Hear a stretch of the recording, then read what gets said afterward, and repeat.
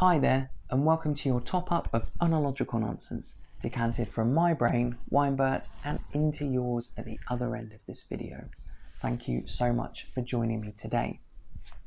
Firstly, I would like to apologise for the lack of video content from last week. It just turns out that I completely underestimated the amount of physical and mental energy and time it takes in taking a 6-month-old on their first holiday.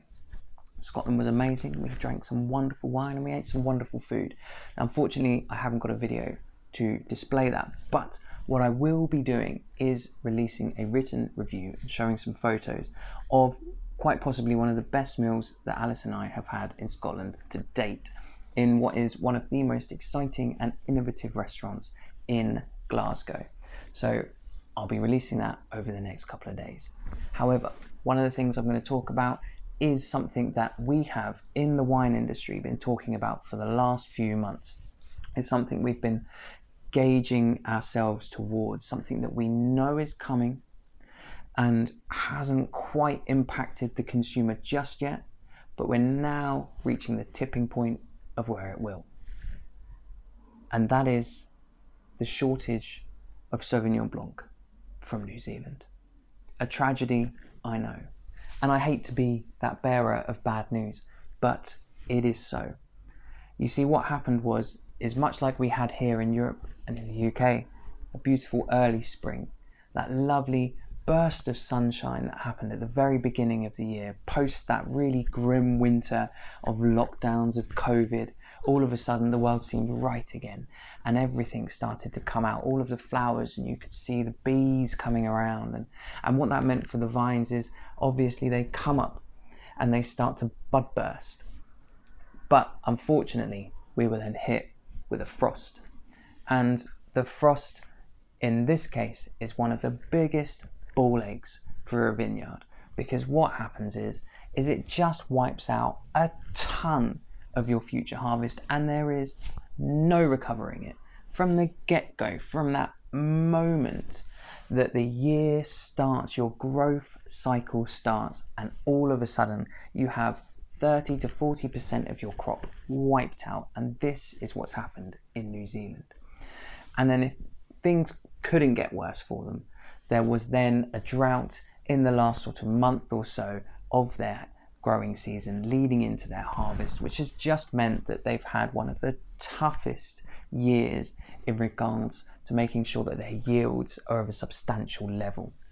What this means is we are approximately estimated to be 27 million bottles short of New Zealand Sauvignon Blanc, which is an astronomical amount. Ordinarily this wouldn't matter too much, but because we've had this lockdown, because people have been at home and they've been drinking wine by the bucket load, and New Zealand Sauvignon Blanc has been running through the taps of your homes at home, it's meant that the general supply, the backlog of wine that we would normally have that would slowly feed us through the year has gone. And so we've been waiting. We're now on the 2020, but we've been now waiting for this 2021 to come through. And this 2021 is so small that actually come towards the end of 2021, December 2021, and the very beginning of 2022, we are going to start to see a real shortage on the shelves of this particular grape variety from this wonderful country. So what do we do? Well, we could, for instance, explore other varietals within New Zealand and still maintain and support their wine economy.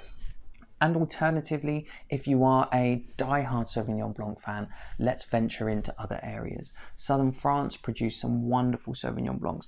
I'd love to promote the Sauvignon Blanc from the Loire Valley, from pockets of Touraine and Sancerre and Puy-Fumé, but unfortunately they were hit with a similar thing, and again 30 to 40% of the crop wiped out.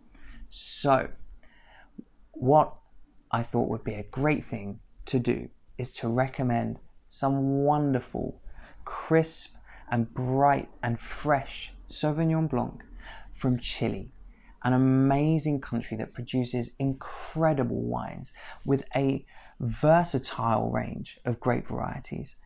And what better person to talk about some of these wines, and one of the wines I'm drinking this evening, the Sumpai Sauvignon Blanc made by the Ventisquero Estates in their Kalfu Range, than the wonderful, talented and extremely knowledgeable Janina Doyle, an incredible sommelier and someone that I have grown to know and admire massively within the industry. So Janina, please tell us a little bit about Chilean Sauvignon Blanc. Hi, so I have been asked to chat about Kalfu, cool climate boutique wines. So this winery has vineyards all along the coastline in Chile, and Chile's coastline is incredible. If you don't know about it, the Humboldt Current literally comes all the way up from the Antarctic with freezing cold winds that blow in, and any vineyards along the coast are affected, and it means super high acidity, refreshing, beautiful aromatics in the wines. Well, I'm going to talk about the Sauvignon Blancs because I think people might be ready to drink a lot more Chilean Sauvignon Blanc. And we at Kalfu have vineyards in Lleida, Casablanca, and then right up in the Atacama Desert. So within the Kalfu range, there is 1,000 kilometers difference of coastal vineyards. So with Casablanca, this is a little bit further away from the coast and actually has a little bit richer soils, more clay in the soil. With heavier soils, we get rounder Sauvignon Blancs. So think lovely floral notes, aromatics, a little bit of the slight hint of tropical notes. There's still lots of sunshine coming through, even though it's cool climate. Then, and if anyone thinks Sauvignon Blanc from Chile is just one thing, you're going to realize it's not. Just south of Casablanca is Lleida, and it's a little bit more extreme because it's much closer to the coast. It's a couple of degrees cooler, a little bit windier, a little bit foggier. And where we are, whereas the Casablanca vineyards are about 25 kilometers to the coast, these are 7 kilometers. You can see the boats sailing in and the San Antonio port, very romantic. Now the soils are a little bit more alluvial and granitic. And of course, with that extreme conditions, the Sauvignon Blanc is leaner and more intense and a bit greener. So I think that real herbal nature. So you still get the florals, but it's not as aromatic. It's a little bit purer, a little bit more tense, and really, really zesty. Then go all the way up to the Atacama Desert. This is the driest desert on earth. Nobody else is commercially making wines here but the Ventisquero Wine Estates, which makes Kalfu. The soils are salty, but they've also got limestone in them. There's only 2 places in the whole of Chile with limestone soils, and that gives them minerality and saltiness. Well, you can expect saline flavors. So it's this really kind of jalapeno-esque green chili vibe going on. But if anyone ever wanted to say, does a wine taste of terroir? Does it taste of the earth, the soil, the climate? This is the one to go for. So really very different Sauvignon Blancs within the Kalfu range, and I think you should try them. Cheers! Thank you so much, Janina, for that.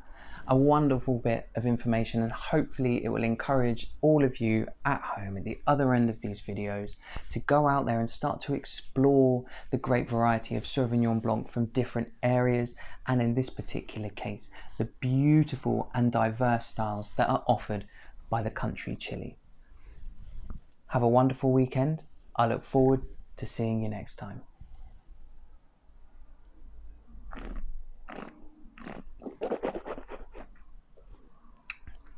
Grab the sun pie.